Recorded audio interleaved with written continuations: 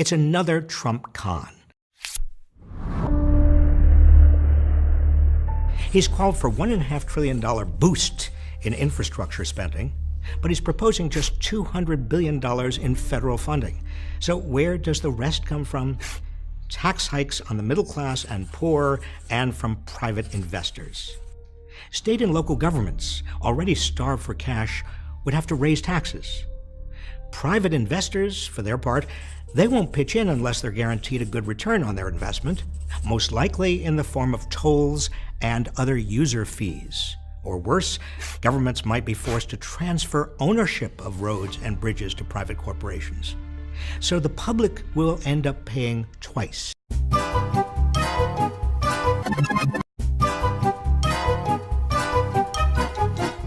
In higher taxes and higher tolls, and won't even get what's needed. Projects that will be most attractive to big investors are where tolls and fees will bring in the biggest bucks. Brand new highways and bridges rather than the thousands of smaller bridges, airports, pipes, and water treatment facilities most in need of repair. Trump's infrastructure plan only worsens the racial divide in America by leaving disadvantaged communities behind while giving massive profits to the rich and corporations through new tolls and fees. It's a double con, because now that Trump and the Republicans have enacted a huge tax cut for corporations and the rich, there's no money left for infrastructure. The White House says the $200 billion of federal spending will be offset by cuts elsewhere in the federal budget, but doesn't explain how or where.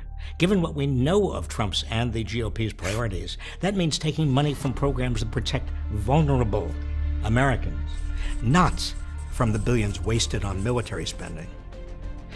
A real infrastructure program, as opposed to Trump's fake program, would focus primarily on repairing existing infrastructure, doing so based on need rather than on financial returns, prioritizing public transportation over private, and clean water and renewable energy over projects that generate more pollution.